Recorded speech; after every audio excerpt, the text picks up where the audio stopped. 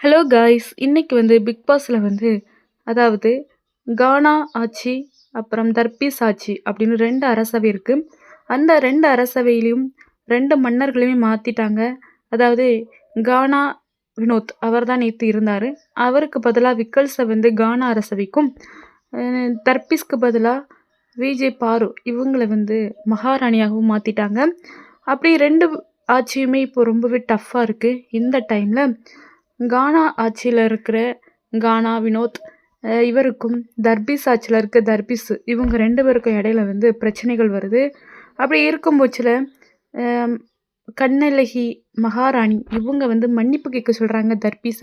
ஆனா அவர் கேட்க முடியாது அப்படின்னு சொல்லி அந்த இடத்த விட்டு சண்டை போட்டுட்டு அவர் வச்சிருந்த அந்த பொருளெல்லாம் தூக்கி போட்டுட்டு போறாரு. இந்த மாதிரி தாங்க இப்போ நடந்துட்டுருக்கு.